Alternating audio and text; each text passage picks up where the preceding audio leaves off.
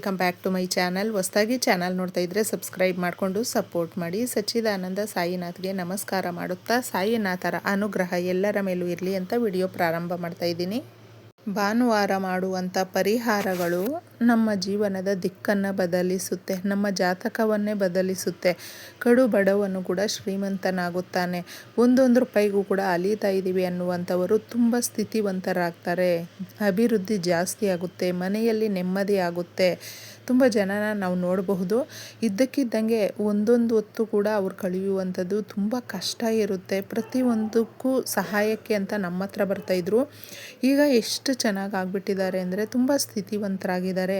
ಹೆಂಗೆ ಇದೆಲ್ಲವೂ ಕೂಡ ದೈವ ಇಚ್ಛೆ ಈ ರೀತಿ ಕೂಡ ಇರುತ್ತಾ ಅನ್ನೋದು ಸಾಕಷ್ಟು ನಿದರ್ಶನಗಳು ನಮ್ಮ ಒಂದು ಮಧ್ಯ ಇದೆ ಸ್ನೇಹಿತರೆ. ನಾವು ನೋಡಬಹುದು, ನಮ್ಮ ಸಂಬಂಧಿಕರಾಗಿರಬಹುದು, ಸ್ನೇಹಿತರಾಗಿರಬಹುದು, ಅಥವಾ ನಮಗೆ ಗೊತ್ತಿರುವಂಥವರಾಗಿರಬಹುದು.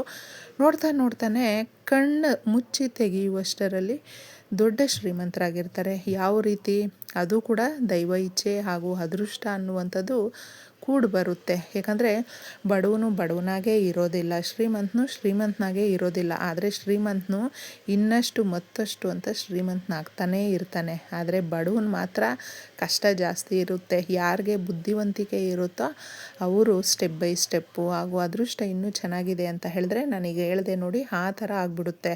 ಅದಕ್ಕೋಸ್ಕರ ನಾವು ಯಾವಾಗಲೂ ಅಷ್ಟೇ, ನಮ್ಗೆ ಯಾವುದೋ ಬರೋದಿದೆ, ದುಡ್ಡು ಕಾಸು ನಾವು ಸಾಲ ಕೊಟ್ಟಿದ್ದೀವಿ ವಾಪಸ್ ಬರಬೇಕು, ಅಥವಾ ನಾವೇ ಜಮೀನನ್ನು ಸೇಲ್ಗಿಟ್ಟಿದ್ದೀವಿ ಅದು ವಾಪಸ್ ಬರಬೇಕು.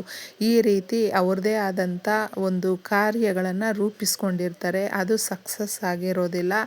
ಎಷ್ಟೋ ವರ್ಷಗಳಿಂದ ಎಳೆದಾಡ್ತಾ ಇರುತ್ತೆ. ಅದು ಬಂದರೆ ಒಂದೇ ಸಾರಿ ನಾವು ಸೆಟ್ಲ್ ಆಗಬಹುದು ಲೈಫಲ್ಲಿ ಅನ್ನುವ ರೀತಿ ಒಂದು ಮೈಂಡ್ ಸೆಟ್ ಇರುತ್ತೆ. ಇದು ತಪ್ಪು ಅಂತ ಕೂಡ ಹೇಳೋಕ್ಕಾಗಲ್ಲ. ಆದರೆ ನಾವು ಮನೆ ಕಟ್ತಾ ಇರ್ತೀವಿ, ಸಾಕಷ್ಟು ಜನಕ್ಕೆ ಸೈಟ್ ತಗೊಂಡಿರ್ತಾರೆ, ಅರ್ಧ ಮನೆ ಕಟ್ಟಿರ್ತಾರೆ, ನಿಲ್ಲಿಸ್ಬಿಟ್ಟಿರ್ತಾರೆ. ಅಥವಾ ಸೈಟ್ ತಗೊಂಡು ಮನೆ ಕಟ್ಟಬೇಕು ಅಂತಂದ್ಬಿಟ್ಟು ದುಡ್ಡು ನಾನಾ ಕಡೆಯಿಂದ ಒಂದೊಂದು ಪೈಸೆಯನ್ನು ಪಕ್ಕಕ್ಕಿಡ್ತಾ ಇರ್ತಾರೆ. ಒಂದೇ ಸರಿ ಇನ್ನಷ್ಟು ಏನೋ ಕಷ್ಟ ಬಂದು ಆ ದುಡ್ಡನ್ನು ಖರ್ಚು ಮಾಡುವಂಥ ಪರಿಸ್ಥಿತಿ ಬಂದುಬಿಟ್ಟಿರುತ್ತೆ. ಇನ್ನೂ ಕೆಲವ್ರಿಗೆ ಸೈಟು ಇರೋದಿಲ್ಲ, ಮನೆಯೂ ಇರೋದಿಲ್ಲ, ಸ್ವಂತವಾಗಿ ಇರೋದಿಲ್ಲ. ಯೋಚನೆ ಮಾಡ್ತಾ ಇರ್ತಾರೆ, ನಾವು ಕೂಡ ಸ್ವಂತವಾಗಿ ಒಂದು ಗೂಡು ಕಟ್ಕೊಳ್ಬೇಕಲ್ವಾ. ಈ ರೀತಿ ಮನುಷ್ಯ ಅಂದ ಮೇಲೆ ಎಲ್ಲ ರೀತಿಯಲ್ಲೂ ಕೂಡ ಆಸೆ ಪಡೋದು ಯಾವುದೇ ರೀತಿಯಾದಂಥ ತಪ್ಪಿಲ್ಲ.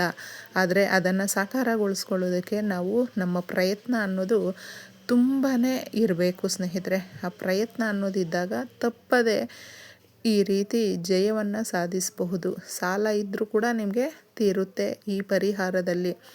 ತುಂಬ ಜನ ಏನು ಅಂದ್ಕೊಳ್ತಾರೆ ಅಂದರೆ, ಈ ವಸ್ತುಗಳನ್ನು ನೋಡಿದ ತಕ್ಷಣವೇ ಡಿಸೈಡ್ ಮಾಡಿಬಿಡ್ತಾರೆ, ಈ ವಸ್ತುಗಳಿಂದ ಏನೂ ಆಗೋದಿಲ್ಲ, ಇದನ್ನೆಲ್ಲ ನಾವು ನೋಡಿದ್ದೀವಿ ಮಾಡಿದ್ದೀವಿ, ಅದಕ್ಕೆ ಆಗೋದಿಲ್ಲ, ವರ್ಕ್ ಆಗೋಲ್ಲ ಅಂತಂದ್ಬಿಟ್ಟು ಮನಸ್ಸಲ್ಲೇ ನೆಗೆಟಿವ್ ಬಂದುಬಿಟ್ಟಿರುತ್ತೆ.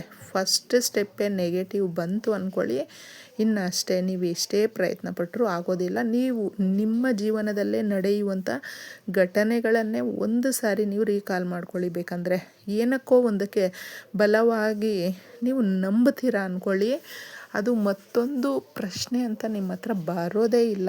ಇದು ದೇವರೇ ಕಳಿಸಿರುವಂಥದ್ದು ನಮಗೆ. ನಿಜವಾಗ್ಲೂ ಇದರಿಂದ ನಮಗೆ ತುಂಬ ಒಳ್ಳೆಯದಾಗುತ್ತೆ ಅಂತ ನಾವು ಮರುಪ್ರಶ್ನೆ ಮಾಡದೆ ಅದನ್ನು ಕಣ್ಣು ಮುಚ್ಕೊಂಡು ನಂಬಿರ್ತೀವಿ. ಅದರಲ್ಲಿ ಎಷ್ಟು ಒಳ್ಳೆಯ ರಿಸಲ್ಟ್ ಬಂದಿರುತ್ತೆ ಅನ್ನೋದು ನೀವು ನೋಡಬಹುದು. ಇಲ್ಲಿ ನಾವು ಯಾವುದೇ ರೀತಿಯಾದಂಥ ಪರಿಶ್ರಮ ಆಗ್ತಾಯಿಲ್ಲ, ದುಡ್ಡು ಕಾಸು ಖರ್ಚು ಮಾಡ್ತಾಯಿಲ್ಲ, ನಂಬಿಕೆ ಇಟ್ಟು ಮಾಡುವಂಥ ಪರಿಹಾರ. ಭಾನುವಾರ ಅಮಾವಾಸ್ಯೆಗೆ ಸಮನಾದಂಥ ದಿನ. ಏಕೆಂದರೆ ಸಾಕಷ್ಟು ಜನನ ನೀವು ನೋಡಬಹುದು, ಭಾನುವಾರ ಶಕ್ತಿ ದೇವತೆಗಳನ್ನು ಪೂಜೆ ಮಾಡ್ತೀವಿ. ಹಾಗೂ ಬೇವಿನ ಮರವನ್ನು ತುಂಬ ಜನ ಪೂಜೆ ಮಾಡ್ತಾರೆ. ಬೇವಿನ ಮರದ ಹತ್ರ ದುರ್ಗಾದೇವಿ ನೆಲೆಸಿರ್ತಾಳೆ.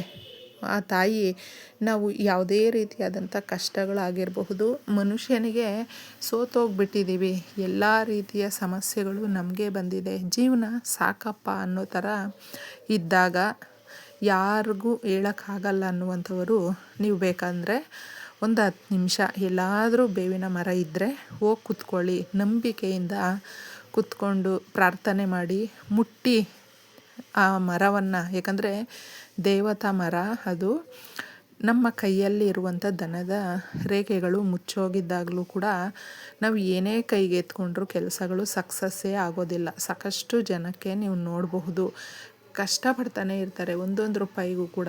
ಅದಕ್ಕೆ ನೀವು ಈ ಪರಿಹಾರವನ್ನು ಮಾಡ್ಕೊಳ್ಬೇಕಾದ್ರೆ ಒಂದು ತುಂಡು ಬೆಲ್ಲವಾದರೂ ತಗೊಳ್ಳಿ, ಅಥವಾ ಒಂದು ಚಿಕ್ಕದಾಗಿದ್ದರೂ ತಗೊಳ್ಳಿ, ಉಂಡೆ ಬೆಲ್ಲ ಆದರೂ ತಗೊಳ್ಳಿ, ನಿಮ್ಮ ಇಷ್ಟ ಏನಾದರೂ ತಗೊಳ್ಳಿ. ಲಕ್ಷಗಳು ಸಾಲ ಇದೆ, ತೀರಬೇಕು ಅನ್ನೋದು ಇಲ್ಲಿ ಬರೆದಿದ್ದೀನಿ ಅಷ್ಟೇ. ಆದರೆ ನೀವು ದುಡ್ಡು ಸಾಲ ಇದ್ದರೆ ಅದನ್ನು ತೀರಿಸೋದಿದ್ದರೆ, ಒಡವೆಗಳು ಬಿಡಿಸ್ಕೊಳ್ಳೋದಿದ್ದರೆ, ಮನೆ ಕಟ್ಟೋದಿದ್ದರೆ ಭೂಮಿಯನ್ನು ತಗೊಳ್ಬೇಕು ಅನ್ನುವಂಥವರು. ಯಾಕಂದರೆ ಇವುಗಳಿಗೆಲ್ಲವೂ ಕೂಡ ಒಂದು ರೀತಿಯ ಮದ್ದು ಅಂತ ಹೇಳಿದ್ರೆ ಬೆಲ್ಲದ ಪರಿಹಾರ. ಬೆಲ್ಲ ಅನ್ನುವಂಥದ್ದು ಪರಿಶುದ್ಧವಾದಂಥ ಪದಾರ್ಥ. ದೇವತೆಗಳಿಗೆ ಯಾವುದೇ ರೀತಿಯಾದಂಥ ಪ್ರಸಾದ ನೈವೇದ್ಯ ಇಟ್ಟರೂ ಕೂಡ ಅದು ಸೇರುತ್ತೋ ಇಲ್ವೋ ಗೊತ್ತಿಲ್ಲ.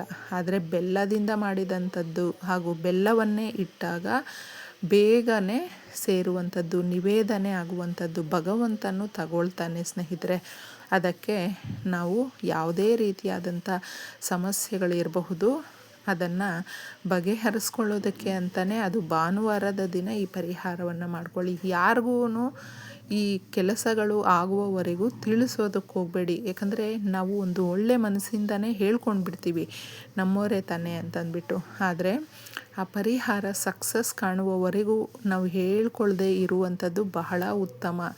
ಯಾರ ಮನಸ್ಸಲ್ಲಿ ಏನಿರುತ್ತೆ ಯಾವುದೇ ರೀತಿಯಲ್ಲೂ ಕೂಡ ನಮಗೆ ಗೊತ್ತಾಗೋದಿಲ್ಲ. ಎಲ್ಲರೂ ಚೆನ್ನಾಗೇ ಇರ್ತಾರೆ ಅಂದ್ಕೊಳ್ತೀವಿ. ನಾವು ಈ ರೀತಿ ಅಂದ್ಕೊಂಡಿದ್ದೀವಿ, ಈ ಥರ ಪ್ಲ್ಯಾನ್ ಮಾಡ್ತಾಯಿದ್ದೀವಿ ಅಂತ ಏನೂ ಹೇಳ್ಕೊಳ್ಬಾರ್ದು. ಆಗ ಪೂರ್ತಿ ಆದಮೇಲೆ ಬೇಕಾದರೆ ನೀವು ಹೇಳ್ಕೊಳ್ಬಹುದು. ನಿಮ್ಮ ಆತ್ಮೀಯರು, ನಿಮ್ಮ ಸಂಬಂಧಿಕರು ಯಾರೇ ಆಗಿರಬಹುದು. ಮೊದಲಿಗೆ ಮನುಷ್ಯನ ಒಂದು ದೃಷ್ಟಿ ಅನ್ನುವಂಥದ್ದು, ಅವರ ಆಲೋಚನೆಗಳು ಅನ್ನುವಂಥದ್ದು ನಮ್ಮ ಮೇಲೆ ತುಂಬ ಪ್ರಭಾವ ಬೀರುವ ಕೆಲಸ ಮಾಡುತ್ತೆ. ಅದಕ್ಕೆ ಇದನ್ನು ಸಂಜೆ ನೀವು ಒಂದು 6-6:30 ಒಳಗಡೆ ಈ ಪರಿಹಾರವನ್ನು ಮಾಡ್ಕೊಳ್ಳಿ.